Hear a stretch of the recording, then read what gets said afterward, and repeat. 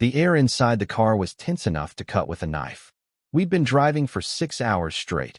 Me, my wife Melissa, and her brother, Ryan.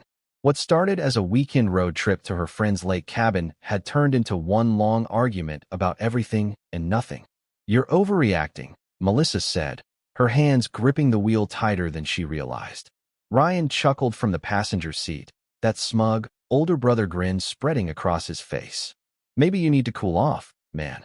Your wound too tight." I stared out the window, jaw locked. The last 40 minutes had been an endless loop of petty jabs. How I was too serious, too predictable, too boring. Apparently, being a man who works, pays bills, and keeps his word had become something to mock. We were somewhere on Highway 287, miles of empty road stretching in both directions. The sun was dipping low, bleeding gold across the asphalt. Then Melissa slowed the car, pulling onto the shoulder. Gravel crunched under the tires. "What are you doing?" I asked. She put the car in park, turned toward me with a look that was half amusement, half cruelty. "We're teaching you a lesson," she said. Ryan laughed. "Yeah, man, step out. Take a breath. You need to relax, remember?" I didn't move. My instincts told me this was about to cross a line. "Out," Melissa said again, her tone harder now. I could see her reflection in the window, smiling, almost playful, like this was some elaborate joke. So I got out.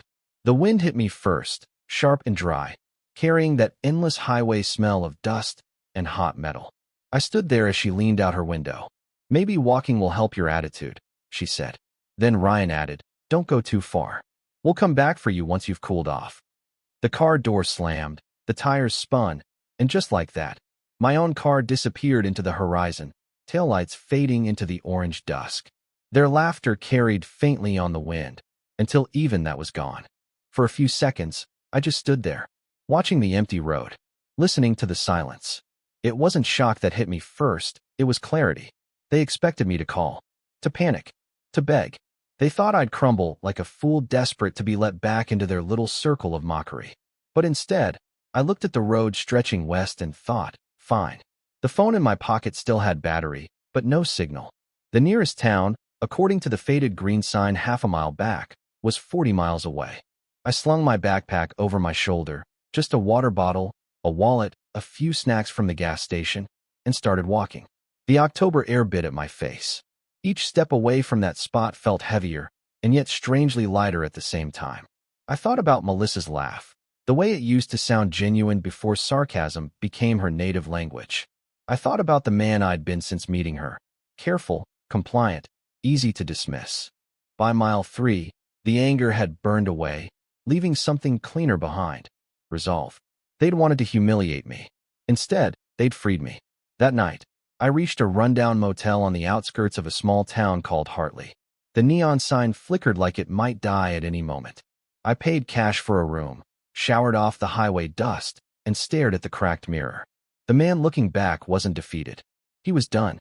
And somewhere, 200 miles away, my wife and her brother were laughing about a joke that was already turning against them. They just didn't know it yet. By morning, I'd made my choice. I wasn't going home. Not now, not ever.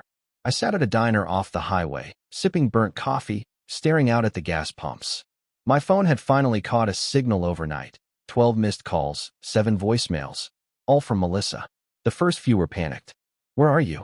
"We're coming back." "It was just a joke." Then the tone shifted. "You're being ridiculous, Evan. It was supposed to be funny. Grow up." By the 6th voicemail, her voice was sharp, impatient. "You can't just vanish. Be an adult and call me." And finally, silence. I deleted every message, powered off the phone, and left it in the booth with a $20 bill under my cup. Let someone else find it. Let her wonder if I was dead, or lost, or simply done. I hitched a ride west with a cattle hauler heading toward Amarillo. The driver was a quiet man named Daryl, the kind who'd seen enough of life not to ask questions. We shared a thermos of black coffee and watched the planes roll by in silence. "Running from something?" he asked finally. I met his eyes in the rearview mirror. "Running towards something," I said. He nodded like he understood. By the time we crossed into Texas, I'd made up my mind. A new name, a clean slate. I had cash in my wallet, skills from years working maintenance and logistics, and no one left to answer to. I stopped in a small town called Loma Creek, One of those places that barely shows up on a map. Population 4,000, one main street, and a bar that doubled as the mayor's office on slow nights. I rented a room above the bar, paid a week in advance, and asked around for work. By Friday, I was hauling scrap metal for a local yard. The pay was bad, the hours worse, but it was honest. At night, I'd walk to the edge of town where the train tracks disappeared into the desert and think about the man I'd been. The one who used to check his phone every hour, who apologized for things he didn't do, who mistook endurance for love. That man was gone. 2 months later, I got my commercial driver's permit. Then my Class A license. I took whatever long-haul jobs I could find, gravel, freight, farm equipment, anything that kept me moving.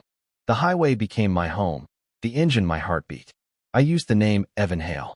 Simple, untraceable. Every mile I drove built a wall between me and my old life. Melissa's laughter, Ryan's smug face, the cold sting of that highway shoulder. It all started to fade, replaced by diesel fumes and open sky. I learned to live small. Motel rooms, truck stops, black coffee at 3 a.m., and silence that didn't need to be filled. I didn't miss anyone. I didn't need to. For years passed before I realized I wasn't running anymore. I was building. The owner of the small trucking outfit I worked for retired and offered to sell me 2 rigs on credit. I took the deal, worked 12-hour days, paid off the trucks in 8 months, then bought 2 more. Within 3 years, Hale Transport was moving equipment across 3 states. I had drivers who respected me, contracts that kept growing, and a reputation for never missing a deadline. Sometimes, on long drives, I'd catch myself wondering if Melissa still lived in that same house. Whether she and Ryan ever realized the kind of man they'd created when they left me on that road. But I never looked them up, never called. They wanted to teach me a lesson. They did. By the time my company turned 5 years old, I'd gone from a stranded husband on the side of the highway to the man behind the wheel of every mile that once broke me. And I thought that was the end of it, until one Thursday afternoon, when I opened my dispatch folder and saw the address on the next job order. It stopped me cold. A foreclosure tow. In Denver. On their street. I sat back in my chair, the hum of the office suddenly distant. Fate, it seemed, had a wicked sense of humor. The work order sat on my desk like a ghost from another life. Foreclosure pickup, it said. Address, 1743 Maple Ridge Drive. Denver, Colorado. The note at the bottom read, vehicle abandoned, lien holder requesting recovery. I hadn't seen that address in almost 7 years. My old house. Their house now. I leaned back in my chair and stared at it for a long time, listening to the ticking of the wall clock. The office around me buzzed with noise, dispatch radios, phones ringing, drivers swapping keys, but it all faded to nothing. The same car. The one they'd left me with. The one Melissa and Ryan had sped away in, laughing. Now it was on the list to be towed. I could have sent another driver. I had a whole crew that handled foreclosures like this. But something inside me said no. This one's mine. I signed the ticket myself and grabbed my jacket. The air outside was sharp and dry, the kind that made you feel awake. I climbed into my flatbed truck, turned the ignition, and let the diesel rumble fill the silence. The drive back to Denver felt surreal. I'd made this route 100 times for work, but this time it carried weight. Every mile pulled me closer to a chapter one thought I'd close forever. The city looked smaller somehow, like time had chewed through its shine. When I turned onto Maple Ridge Drive, I slowed down. The neighborhood was quiet. Lawns uncut, mail piled up on porches. Then I saw it. The house. The paint was peeling around the window frames, the front steps cracked. The flower beds where she used to plant tulips were just dirt now. And in the driveway sat that same silver sedan, faded, rusted, the once bright metal dulled by years of neglect. I parked at the curb and checked the clipboard again. Same VIN number. Same plates. No mistake. As I stepped out of the truck, the front door opened. Melissa. She looked smaller than I remembered. Thinner, lines etched around her mouth, eyes tired and wary. For a moment, neither of us spoke. Then her hand flew to her mouth, like she couldn't believe what she was seeing. Evan, she said, her voice breaking on my old name. I didn't answer. Her brother, Ryan, appeared behind her. He looked different too, balding, heavier, with that same arrogance dulled into something like defeat. He squinted at me, frowning, then realization hit him. Oh my God, he whispered. It's you. I nodded once slow. No smile. No anger. Just silence. Melissa stepped forward. Wait. Please, what are you doing here? I held up the clipboard. Foreclosure pickup. Bank's orders. Her face drained of color. You own this company? Yeah, I said quietly. Hail Transport. Her eyes flicked to the truck, my truck, with my name painted across the door. She looked like she might fall over. This can't be happening, she said, voice trembling. You can't. Please, that car.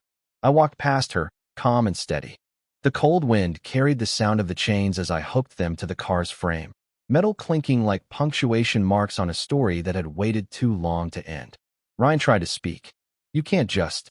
I looked at him once, and he stopped mid-sentence. When the car was secured, I tightened the straps, checked the winch, and climbed back into the truck. Melissa's voice followed me. Evan, please. We lost everything. You don't understand. I rolled down the window.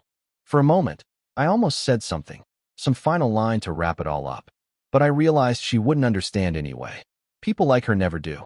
So I just said, I understand perfectly. Then I shifted into gear and pulled away. In the mirror, I saw her running after the truck, screaming my name, but not the name she'd given me. The name she'd buried under humiliation and laughter on that highway years ago. Now it belonged to someone else. To me. To the man who walked away and built his own life from nothing. The chains rattled softly behind me, the sound fading as I drove off into the afternoon sun. For the first time in years, I felt peace. The road had finally come full circle. The drive back from Denver was quiet, almost unnaturally so.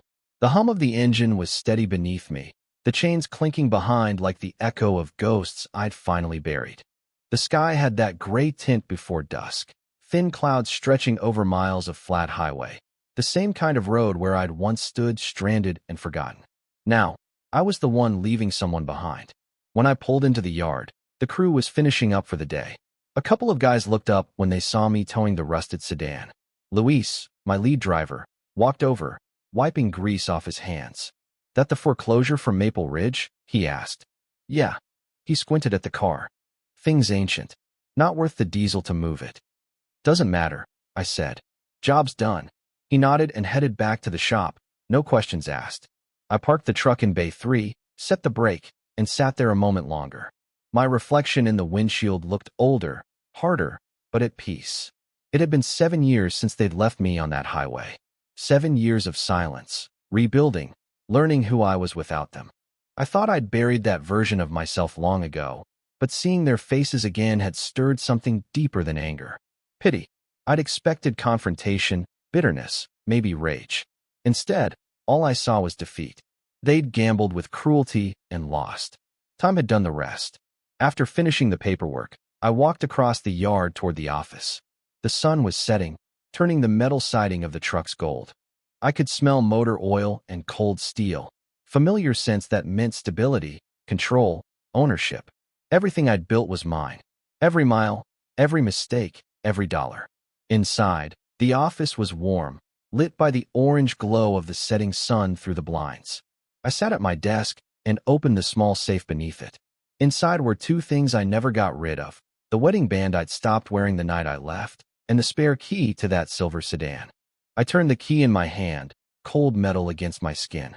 Funny how something so small could carry so much history. I remembered the night Melissa gave me that car, our 3rd anniversary, a surprise she said represented our journey together. Guess she was right about that. I dropped the key back into the safe and shut it with a click. Later that night, after everyone left, I walked back out to the yard. The sedan sat under the floodlight, dull paint glinting faintly. I traced a hand over the hood. It felt brittle, like old paper. You had your laugh, I murmured. Now I've had mine. I didn't keep the car. I signed the release, sent it to auction the next morning, and forgot about it. A week later, I was on the road again, hauling an excavator up toward Wyoming. The highway stretched ahead like a ribbon, and for the first time in years, I allowed myself to think about what came after revenge. Because closure isn't about getting even. It's about finally feeling nothing at all. Melissa's voice no longer echoed in my head. Ryan's smirk didn't haunt me. The only sound was the steady rhythm of tires on asphalt, the hum of the engine beneath my hands, and the quiet satisfaction of knowing I'd won without ever having to fight. At a rest stop outside Cheyenne, I parked the rig and watched the sunset wash the sky in red and orange. Somewhere, they were probably still talking about what happened, spinning excuses, rewriting history to make themselves the victims. That was fine. Let them. The truth didn't need witnesses. I'd lived it. I leaned back against the truck, feeling the wind cut through my jacket, and smiled faintly. The road stretched on, endless, waiting. For some men, revenge means fire. For others, it means silence. I chose silence. And in that silence, I finally found peace. A few weeks passed before I really understood what that day had done to me. I wasn't angry anymore. I wasn't even satisfied. What I felt was cleaner, a kind of stillness that comes when every debt has been settled and every word that needed saying has been spoken without sound. My business was steady. We had 6 trucks on the road, contracts with 2 construction firms, and enough backlog to keep us busy through spring. But it wasn't just about money anymore. It was about purpose, about the discipline of building something that couldn't be taken from me again. Most mornings, I was up before sunrise. Coffee, paperwork, fuel logs, then the hum of diesel engines starting in the yard. The sound was comforting, like an army forming up under my command. I'd stopped wearing my old life years ago, but I still carried pieces of it, habits that stuck. I double-checked every invoice, kept backup keys in a safe, memorized serial numbers on our equipment. Control was my peace. Kevin, my yard foreman, once asked me if I ever took time off. Not really, I said. He grinned. You planning to live here, boss? I thought about it. Maybe. But even control can't fill the silence forever. One afternoon, after a long run to Wyoming, I stopped at a roadside diner outside Cheyenne. A young waitress brought me a plate of roast beef and coffee strong enough to strip paint. She smiled the way people do when they're just trying to make it through their shift. I left a big tip. When she came back with the change, she noticed the logo on my jacket. Hail Transport, she read. That yours? Yeah. You hiring? My uncle used to drive tow trucks before his back went bad. I handed her a card. Have him call. She smiled again, and for a moment I realized how long it had been since I'd talked to someone without an agenda. No history. No ghosts. Just 2 people sharing a table and a story. After that, I started making small changes. I took weekends off. Bought a dog, a German Shepherd mix from the shelter. Named him Rhodey. Built a small house outside Colorado Springs with a workshop in back. Simple. Efficient. Mine. Every piece of lumber, every screw, every wall I painted felt like rewriting my life in physical form. Proof that I didn't just survive. I built. One evening, Kevin dropped by with his wife and kids. They brought burgers, cold beer, and laughter. The kind of noise that used to make me uneasy but now filled the house with warmth I didn't know I'd missed. After they left, I stood on the porch with Rhodey sitting beside me, watching the sun sink behind the mountains. The air smelled like pine and rain. I thought about Melissa and Ryan for the first time in months.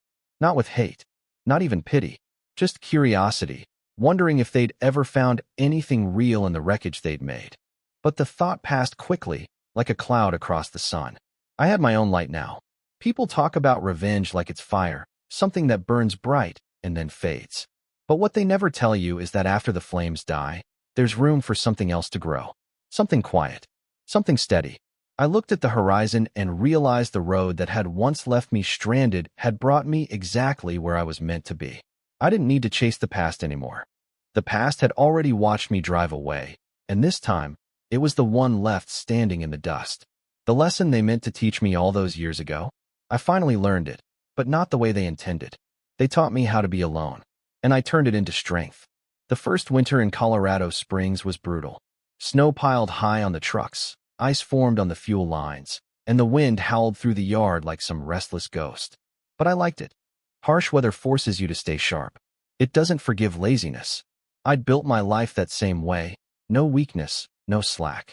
But when the nights got long and the radio static was the only sound, I started realizing that maybe I'd gone too far in the other direction. Survival had become my comfort zone. One Friday, I stopped at that same diner in Cheyenne.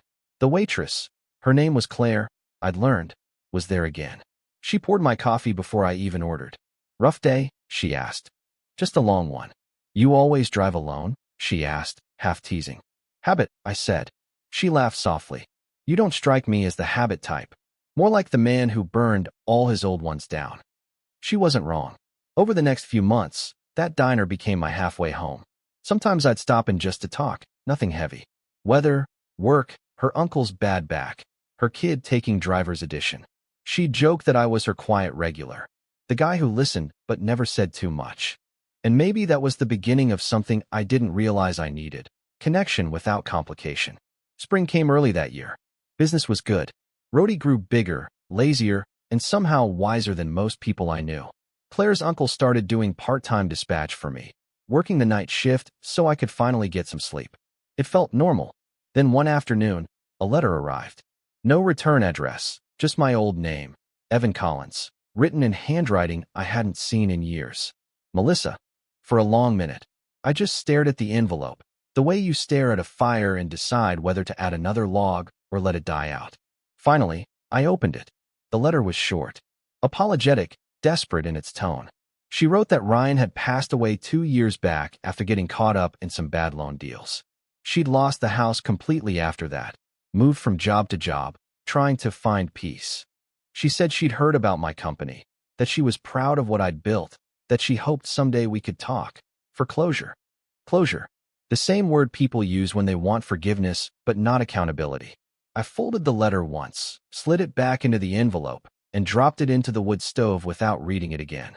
It curled, blackened, and turned to ash in seconds. That was closure. That night, I drove up into the hills with Rhodey riding shotgun. Stars spread wide above us, the kind of night sky that made silence feel sacred.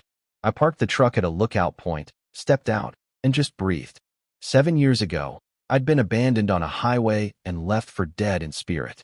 Now I was standing here, a man remade, unchained from every version of himself that ever needed someone else's approval. I wasn't angry anymore. I wasn't even nostalgic. I was free. When I got back home, I found a note tucked under my door. It was from Claire. You keep driving past the best parts of your life. Maybe stop once in a while. I smiled. She wasn't wrong. The next morning, I did something I hadn't done in a decade. I took a day off. No calls, no paperwork, no schedules. Just a walk through town, sunlight warming the pavement, the faint smell of coffee and rain in the air. I didn't know what the future held: friendship, love, maybe just more miles on the road. But for the first time, I wasn't afraid to find out. The storm that once defined me was finally gone. And in its wake, I'd learned something priceless. Peace isn't the absence of pain. It's the moment you stop letting it steer. The spring thaw came slow that year. Ice slid off the truck roofs like old memories, melting into the dirt before the sun had fully risen. Business was running smooth enough that I didn't have to be there every morning anymore. That felt strange at first, almost guilty. For years, work had been my armor. Now I was learning how to take it off without feeling exposed. I started showing up at the diner more often, not out of habit, but because the silence in my house didn't feel as peaceful as it used to. Claire would wave when she saw me walk in, coffee already in hand. Sometimes we'd talk for 10 minutes, sometimes an hour. One afternoon, she slid into the booth across from me when the place was empty. You know, I was starting to think you only exist on highways, she said. Maybe I do, I answered. She laughed softly. No, you exist in pauses. You just don't trust them yet. That line hit deeper than she knew. Trusting quiet moments had once gotten me hurt. But now, for the first time, I wondered what it might mean to trust again. Not someone else, but myself. I started inviting her on short drives when she got off work early. Nothing fancy, just open roads, long conversations, and the kind of laughter I hadn't heard in years. She had this way of asking questions that didn't sound like interrogation. They sounded like curiosity wrapped in kindness. So what made you start a towing company? She asked one night as we watched the sun go down from a ridge outside town. Losing everything, I said simply. She nodded like she understood. Sometimes you have to burn down the house to see what's left of yourself. I didn't tell her the whole story, not yet, but something about her presence made the past feel less like a wound and more like a scar I'd earned. Weeks turned into months. She started helping part-time with dispatch, saying it gave her uncle a break. The guys liked her. She kept the yard organized, kept the coffee pot full, and didn't flinch when the radios crackled with bad news. She fit into the rhythm of my life like she'd always been part of it. But I was careful. I'd learned the difference between loneliness and readiness, and I refused to confuse one for the other. One evening, after we'd closed up shop, She found me sitting on the tailgate of my truck, staring at the mountains in the distance. "You still think about her?" she asked gently. I took a breath. "Not really. Sometimes I remember the sound of her leaving. That's all." Claire nodded, quiet for a moment. Then she said, "You don't owe anyone forgiveness. But you do owe yourself permission to live again." That night, I couldn't sleep. Her words echoed in the dark, steady and true. I realized that for years, I'd been proud of how untouchable I'd become. But strength without softness isn't peace. It's armor that gets too heavy to carry. The next morning, I drove out early. No destination in mind, just the open road and the sound of wind through the window. Somewhere along the way, I caught my reflection in the rearview mirror, and for the first time, I didn't see a man who'd been betrayed. I saw someone alive again. When I got back, I found Claire sitting on the porch, drinking coffee from my mug. Rhodey was at her feet, tail wagging. She looked up and smiled like I'd been expected all along. "Thought you might stop running today," she said. And for once, I did. Summer rolled in slow and golden. The trucks hummed steady through the season. The air smelled like hot metal and diesel, and every evening ended with that same soft light spilling through my workshop windows. For the first time in years, I wasn't counting miles or deadlines. I was just living. Claire had a way of bringing calm into places that had never known it. She'd stop by after her shift, sit on the porch with Rhodey curled at her feet, and talk about everything that didn't matter and somehow mattered more than anything. She never asked for promises, never pried into the parts of my life that were better left as ghosts. She just stayed, and in her quiet staying, something in me began to loosen. One night, we were sitting out back watching the lightning roll over the mountains. She leaned her head against my shoulder and said, "You ever think about going back to where it all happened?" I thought about that long stretch of highway, the cold wind, the sound of laughter fading into distance. Then I shook my head. "No, there's nothing there for me anymore." She nodded. "That's how you know you're free." I didn't say anything. I just watched the storm move across the horizon, thunder rumbling low like the earth itself was exhaling. A week later, I got a letter from the state, routine paperwork about property taxes. It came with a form addressed to Evan Hale, owner/Hale Transport. Seeing the name printed there made me pause. That name had started as a disguise, something I'd built to bury the man I used to be. But now it was real. He was real. The man I'd become wasn't a mask anymore. He was the truth. Later that night, I took a drive. No destination, just the open road. The hum of the tires against the asphalt sounded like memory made steady. I passed through small towns, gas stations, truck stops that all looked the same, yet somehow felt different. Familiar, but lighter. I stopped at a rest area outside of Pueblo, stepped out, and looked at the stars. I realized something then. The man who'd been abandoned on the side of a road all those years ago had died there. The one standing here tonight wasn't his ghost. He was his evolution. I smiled to myself and whispered into the night. Lesson learned. When I got home, the porch light was on. Claire was waiting, sitting cross-legged on the steps, Rhodey asleep beside her. She looked up and said, "You were gone a while." "Just saying goodbye," I said. "To who?" "To the man I used to be." She smiled, slow and knowing. Good. He had it coming. We both laughed quietly, the kind of laugh that carries peace instead of bitterness. I sat beside her, the night warm and still. The cicadas hummed in the trees, and for once, there was no edge in me, no tension, no waiting for the next wound. Just life, simple and unguarded. I'd been stranded, broken, humiliated, forgotten. But I'd also built, endured, and risen. The road that once tried to bury me had become the place where I found myself again.